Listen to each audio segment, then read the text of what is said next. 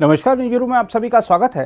प्रधानमंत्री नरेंद्र मोदी का अमेरिका दौरा बेहद सफल रहा। इस दौरान दोनों देशों के बीच कई महत्वपूर्ण मुद्दों पर करार हुए और आतंकवाद तथा कट्टरता से मिलकर लड़ने का जो संकल्प लिया गया, उससे पूरी दुनिया को लाभ होगा। राजकीय यात्रा के दौरान प्रधानमंत्री मोदी का अमेरिका में जिस तरह भव्य स्वागत किया गया, विश्व के लिए अहम मुद्दों पर भारत की राय व भारत की भूमिका को महत्व दिया गया और अमेरिका के विकास में भारतीय अमेरिकियों के योगदान को सराहा गया तथा बेहतर स्वास्थ्य के लिए भारत की प्राचीन योग पद्धति के महत्व को पूरी दुनिया की ओर से स्वीकारा गया, उसने भारत को विश्व गुरु के स्थान पर पहुंचाने का काम किया है। अमेरिका यात्रा के दौरान मोदी की गूंज दरअसल भारत के यशोगान की गूंज थी। पूरी दुनिया को यह समझ आ गया है कि भारत ही अब नेतृत्व करेगा और संकट काल हो या सामान्य दिन, भारत पूरे विश्व को एक परिवार के रूप में मानता है और सबको साथ लेकर चलने की चाहत और क्षमता भी रखता है। अमेरिका यात्रा के दौरान प्रधानमंत्री मोदी ने कई कीर्तिमान स्थापित किए। इसमें सबसे महत्वपूर्ण यह रहा कि वह अमेरिकी संसद के संयुक्त सत्र को दूसरी बार संबोधित करने वाले पहले भारतीय प्रधानमंत्री बन गए। अमेरिकी संसद के संयुक्त सत्र को संबोधित करते हुए प्रधानमंत्री ने रूस और यूक्रेन के बीच जारी युद्ध की पृष्ठभूमि में कहा कि यह युद्ध का नहीं बल्कि संवाद और कूटनीति का युग है और रक्तपात और मानवीय पीड़ा को रोकने के लिए जो कुछ भी हो सकता है सभी को करना चाहिए। अमेरिकी कांग्रेस के संयुक्त सत्र को संबोधित करते हुए मोदी ने आतंकवाद का भी उल्लेख किया और कहा कि यह आज भी पूरी दुनिया के लिए खतरा बना हुआ है। मोदी के नारों और तालियों की गड़गड़ाहट के बीच मोदी ने कहा कि पिछले कुछ सालों में एआई यानी आर्टिफिशियल इंटेलिजेंस में काफ़ी तरक्की हुई है, लेकिन साथ साथ ही एक अन्य एआई यानी भारत अमेरिका के रिश्तों में भी महत्वपूर्ण प्रगति हुई है। उन्होंने कहा, हमारे सहयोग का दायरा अंतहीन है, हमारे तालमेल की क्षमता असीमित है और हमारे संबंधों में केमिस्ट्री सरल है। करीब 1 घंटे के अपने संबोधन में मोदी ने कहा कि अमेरिका का लोकतंत्र सबसे पुराना है और भारत सबसे बड़ा लोकतंत्र है, लिहाजा दोनों देशों की साझेदारी लोकतंत्र के भविष्य के लिए अच्छी है। उन्होंने कहा, दुनिया के लिए बेहतर भविष्य और भविष्य के लिए बेहतर दुनिया के लिए यह पहल अच्छी है। रूस यूक्रेन युद्ध का जिक्र करते हुए मोदी ने कहा, यह युद्ध का युग नहीं है बल्कि यह संवाद और कूटनीति का युग है और हम सभी को रक्तपात और मानवीय पीड़ा को रोकने के लिए जो कुछ भी कर सकते हैं वह करना चाहिए। वैश्विक व्यवस्था संयुक्त राष्ट्र चार्टर के सम्मान, विवादों के शांतिपूर्ण समाधान, संप्रभुता और क्षेत्रीय अखंडता के सम्मान पर आधारित है। उन्होंने कहा कि हिंद प्रशांत क्षेत्र की स्थिरता दोनों देशों की साझेदारी की केंद्रीय चिंताओं में से एक बन गई है और दोनों एक स्वतंत्र और खुले हिंद प्रशांत के दृष्टिकोण को साझा करते हैं।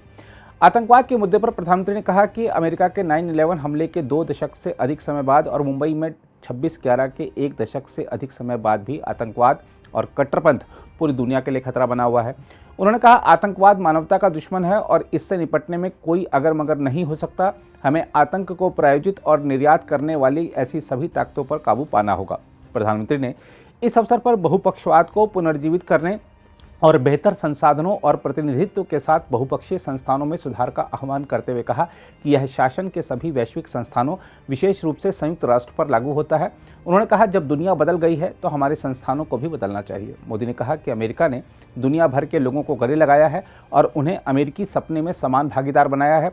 उन्होंने कहा कि यहाँ लाखों लोग हैं जिनकी जड़ें भारत में हैं और उनमें से कुछ यहाँ इस कक्ष में गर्व से बैठते हैं। उन्होंने इस क्रम में उपराष्ट्रपति कमला हैरिस का भी उल्लेख किया। भारतीय लोकतंत्र और उसकी विविधता का उल्लेख करते हुए मोदी ने कहा कि गुलामी के लंबे कालखंड के बाद भारत अपनी स्वतंत्रता के 75 वर्षों की उल्लेखनीय यात्रा का जश्न मना रहा है और यह न केवल लोकतंत्र का उत्सव है बल्कि इसकी विविधता का भी उत्सव है। उन्होंने कहा, यह न केवल हमारे प्रतिस्पर्धी और सहकारी संघवाद की बल्कि हमारी एकता और अखंडता के साथ ही सामाजिक सशक्तिकरण की भी भावना है। इसलिए आज दुनिया में हर कोई भारत के विकास, लोकतंत्र और विविधता को समझना चाहता है। उन्होंने कहा कि अमेरिकी कांग्रेस को संबोधित करना हमेशा सम्मान की बात होती है, लेकिन उनके लिए यह असाधारण सौभाग्य की बात है कि उन्हें यह अवसर 2 बार मिला। संयुक्त सत्र को संबोधित करने से पहले प्रधानमंत्री मोदी और अमेरिकी राष्ट्रपति जो बाइडेन ने व्हाइट हाउस में द्विपक्षीय वार्ता की और दोनों देशों के समग्र रिश्तों की समीक्षा की तथा इसे और घनिष्ठ करने के रास्तों पर चर्चा की। वार्ता के बाद प्रधानमंत्री मोदी ने कहा कि भारत और अमेरिका के संबंधों और समग्र वैश्विक सामरिक गठजोड़ में एक नया अध्याय जुड़ा है। वहीं अमेरिकी राष्ट्रपति बाइडेन ने कहा कि भारत के साथ यह साझेदारी दुनिया की सबसे महत्वपूर्ण साझेदारी में से एक है जो इतिहास में किसी भी समय अधिक मजबूत, करीबी और अधिक गतिशील है।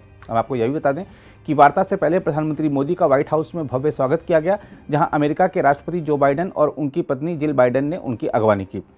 इसके अलावा प्रधानमंत्री नरेंद्र मोदी ने कहा कि लोकतंत्र हमारी रगों में है और जाति, पंथ और धर्म के आधार पर किसी के साथ भेदभाव का कोई सवाल ही नहीं है। मोदी ने कहा कि हमारी सरकार सबका साथ, सबका विकास, सबका विश्वास, सबका प्रयास के सिद्धांत पर चलती है और भारत के लोकतांत्रिक मूल्यों में कोई भेदभाव नहीं है। अमेरिकी राष्ट्रपति जो बाइडेन के साथ बैठक के बाद संयुक्त प्रेस वार्ता में एक सवाल के जवाब में प्रधानमंत्री मोदी ने कहा, लोग कहते हैं नहीं, भारत एक लोकतंत्र है और जैसा कि राष्ट्रपति बाइडेन ने कहा है, भारत और अमेरिका दोनों के डीएनए में लोकतंत्र है। As you stand here in the east room of the White House, where so many world leaders have made commitments to protecting democracy, what steps are you and your government willing to take to improve the rights of Muslims and other minorities in your country and to uphold free speech? जो आश्चर्य हो रहा है कि आप कह रहे हैं कि लोग कहते हैं नहीं, भारत डेमोक्रेसी है।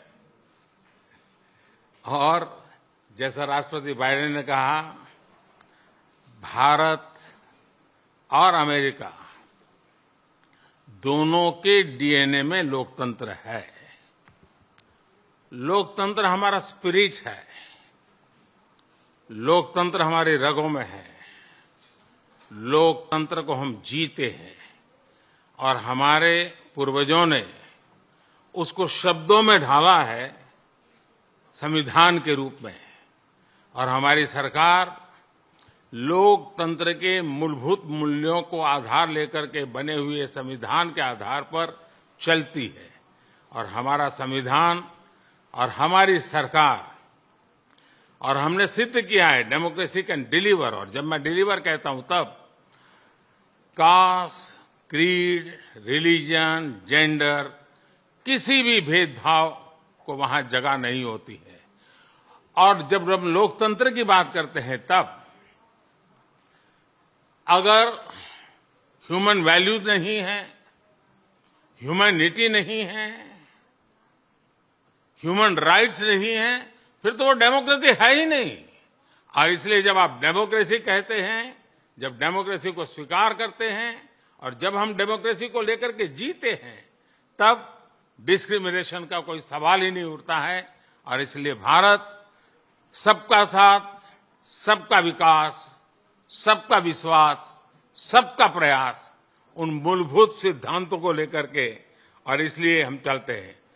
भारत में सरकार के जो बेनिफिट्स हैं वो एक्सेस टू ऑल है, जो भी उसके हकदार हैं उन सबको मिलते हैं। इसलिए भारत के लोकतांत्रिक मूल्यों में कोई भेदभाव नहीं है, न धर्म के आधार पर, न जाति के आधार पर, न उम्र के आधार पर, न भूभाग के आधार पर। अगर आप भी लेना चाहते हैं देश दुनिया की तमाम जानकारी तो आज ही सब्सक्राइब करें हमारे चैनल को। साथ ही नीचे दिए बेल आइकन को जरूर दबाएं ताकि हर अपडेट आप तक पहुंच सके।